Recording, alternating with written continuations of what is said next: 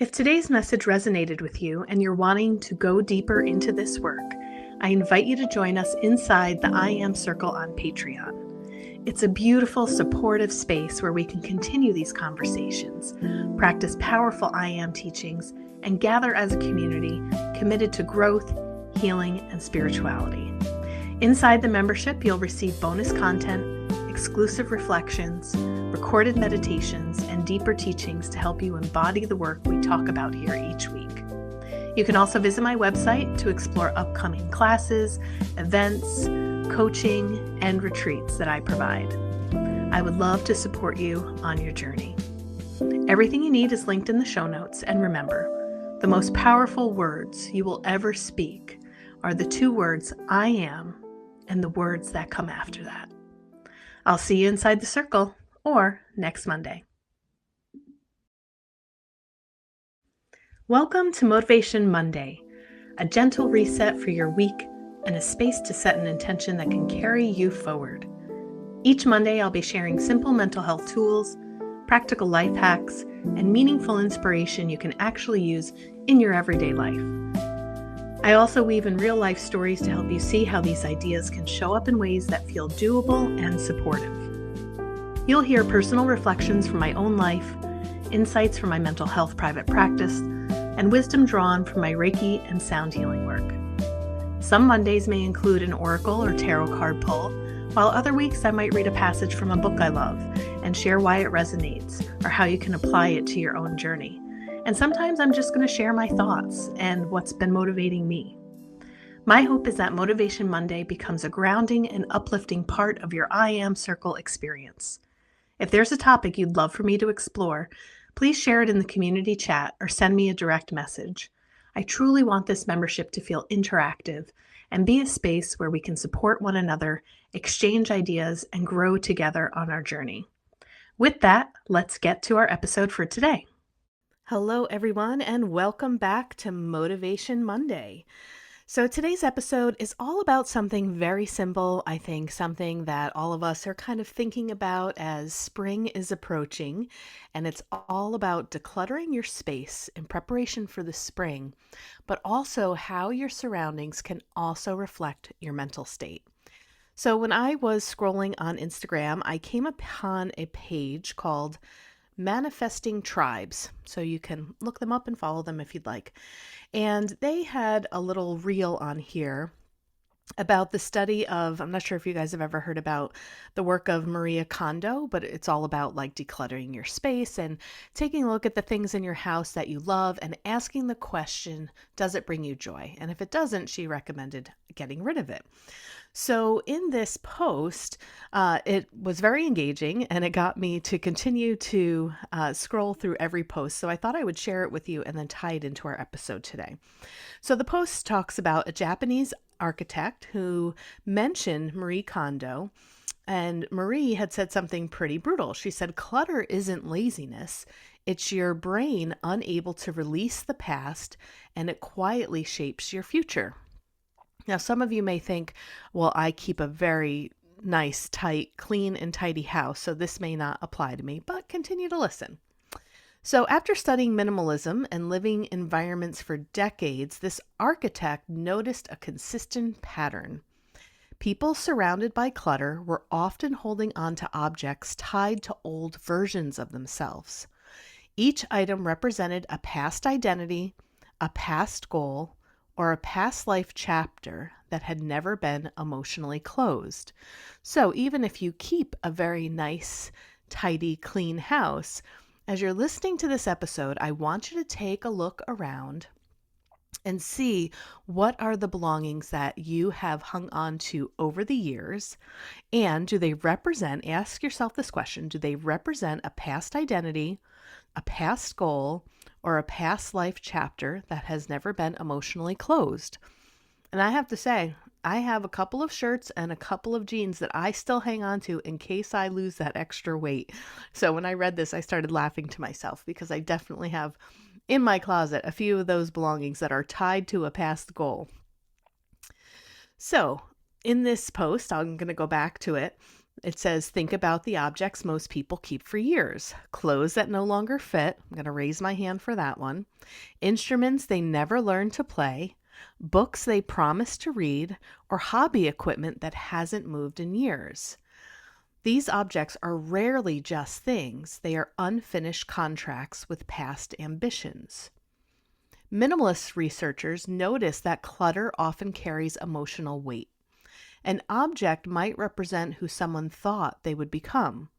Letting go of it can feel like admitting that version of the future never happened. And for many people, the difficulty isn't organization, it's identity release. Neuroscience research has shown that visual environments strongly affect the brain, and when a room contains many visible items, the brain processes each one as potential information. So clutter is not just visual noise, but it becomes cognitive noise. And studies on household environments have also linked cluttered spaces to higher cortisol levels. Cortisol is the body's primary stress hormone.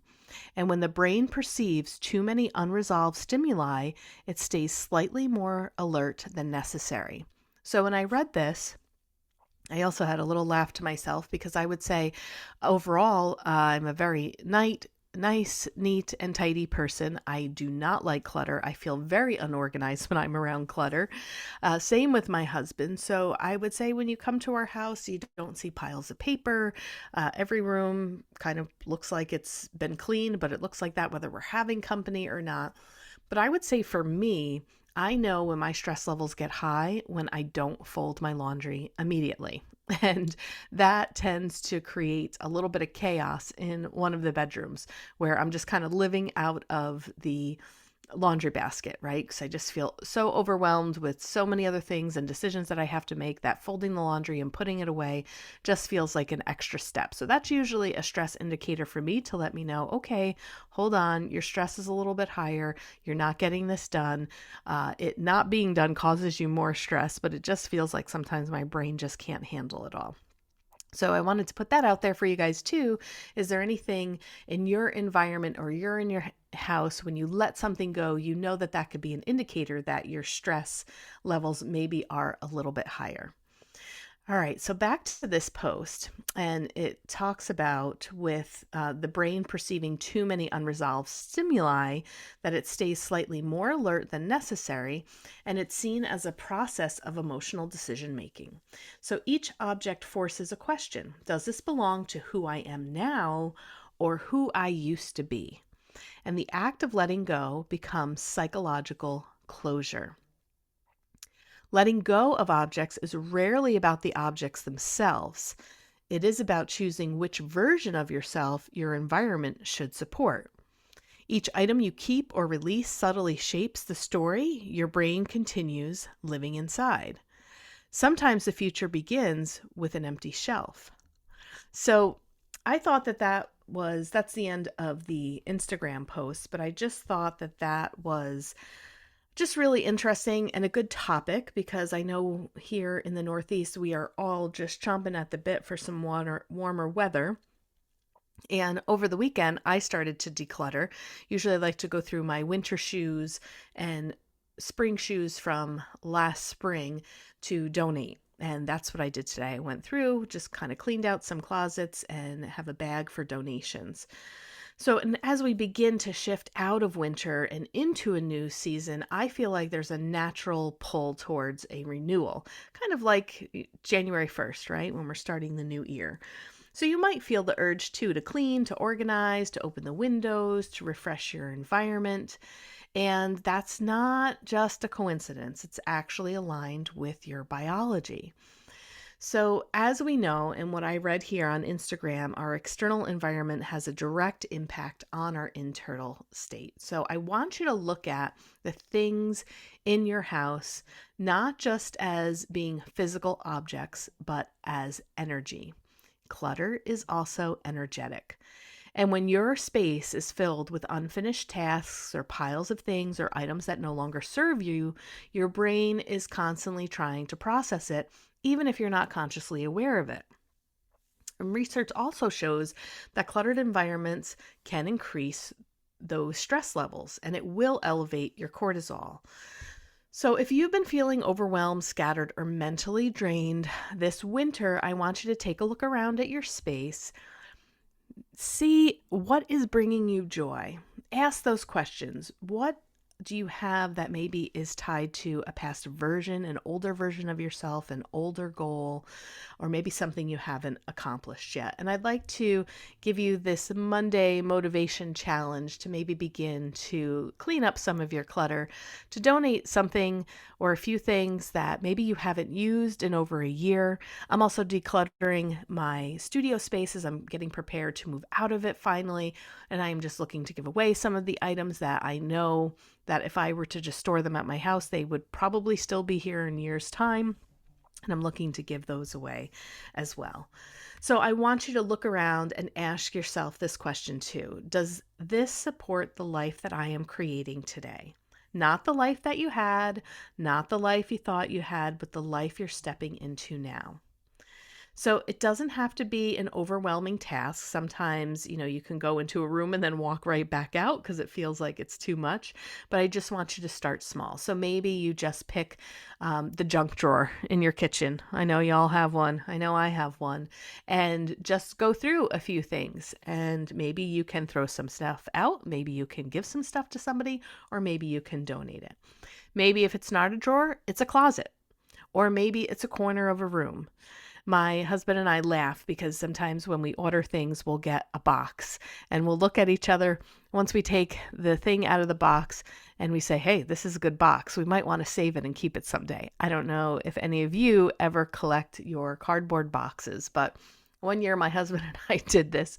We said, well, this is a good box. Let's hang on to it because we don't know if we're going to use it. I mail stuff out to my dad in Arizona, all the business stuff. Maybe I could use this box one day. So in that springtime, we went down to the basement where we keep our good boxes and we just started laughing. I think we had over 20 of them and we didn't use them at all. So we just, broke them all down and brought them to recycling. But that's a little bit of an internal joke that we have is when a box comes and if it's a good sturdy box, do we want to keep it or not? So for those of you, it just might be breaking down your cardboard boxes and bringing them to the recyclables. So I would love for you to maybe pick that one area of your house, your apartment, wherever you're living, and just set a timer for 10 or 15 minutes, right? Make it small, make it doable, make it so your mind doesn't feel overwhelmed. And then just allow yourself just awareness, present moment awareness, and notice what comes up as you begin to let go or to consider donating or throwing some of this out. You might feel a little resistance. You might feel very attached to the object, and that thought might say, but what if I need this someday and I don't have it? And you might even feel emotional. But let's work through this thought of I might need it someday, and if I throw it away now, then I won't have it. So let's take our box example. Okay, it's a really good box, and if I throw it away and I need it, where can I get another box? Well, I can always go to the post office, go to UPS. Yes, I might have to purchase it, but I'm not going to be creating clutter in my house that could eventually cause stress. So there are plenty of places where I could get a good box. I could go and buy it. I could go to Walmart and I have a bunch of friends. I could say, hey, I'm looking for a good box. Do you have one saved? Because chances are people do have some good cardboard boxes saved. So I just want you to reduce that fear and kind of take that irrational thought out of what you think is a rational thought that I might need it someday, so I better keep it just in case. Because if you follow that train of thought down and down and down that rabbit hole, eventually you will probably come up with the same solution, which is if I need it, I can buy it, or I can ask someone to borrow it, or I will know someone who will have it, and I really don't need to hang on to this. So decluttering, can be symbolic. It can raise some things up. It can make you feel a little emotional, and it can also make you feel a lot of freedom. There's a lot of very positive emotions that come with decluttering because you're also clearing your energetic space. So let's go to the I ams and how we can connect this to just decluttering our house. let's start with I am ready for a reset. And this is where I want to bring it back to our I am affirmations, because decluttering isn't just about what you remove. It is always about who are you becoming. So as you move through your space this week, I invite you to anchor into these I am statements. I am creating space for clarity and peace. I am releasing what no longer serves me. I am choosing simplicity and intention. I am worthy of a calm and supportive environment. I am making room for new energy and new opportunities. So let your space reflect your identity, let it support your nervous system, and let it feel like a place you actually want to be. And remember, the goal isn't perfection. It's alignment. A little bit at a time goes a very long way. So this week, just choose one small area and begin, because when you clear your space, you clear your mind, you clear your energy, and you create room for what's next. I'm also going to put a link here in the show notes to a podcast that I did with a woman by the name of Trisha Morris. And I have over 400 episodes on the Path 11 podcast, so I know it could be a lot to filter through. But I think that I am going to do that from time to time. Also, as a filler, before I end today, I just want to let you know I am going on vacation, and I will be flying back on next Monday, the 13th of April. So I will probably not get a chance to do a Motivation Monday, but I will try to pull a really good podcast that I love from the Path 11 podcast that I did, so you guys can listen to that. But I will put in the show notes here the one that I did on decluttering with Trisha Morris. I think it's Trisha or Tisha. But anyway, it'll be on there. She wrote a great book. I also thought about doing this as a book club one day because I thought it would be a lot of fun. And she talks a lot about what this episode is all about. So let me know. Show me a before and after photo if you'd like. You can post it in our comments here, and would love to hear how you are going to clear up your space and make some room energetically for your mind, your body, and your soul. Take care, everyone, and I will speak to you again soon on one of these Mondays. Keep shining, everyone. The world needs your beautiful light. If today's message resonated with you and you're wanting to go deeper into this work, I invite you to join us inside the I Am Circle on Patreon. It's a beautiful, supportive space where we can continue these conversations, practice powerful I Am teachings, and gather as a community committed to growth, healing, and spirituality. Inside the membership, you'll receive bonus content, exclusive reflections, recorded meditations, and deeper teachings to help you embody the work we talk about here each week. You can also visit my website to explore upcoming classes, events, coaching, and retreats that I provide. I would love to support you on your journey. Everything you need is linked in the show notes, and remember, the most powerful words you will ever speak are the two words I am and the words that come after that. I'll see you inside the circle or next Monday.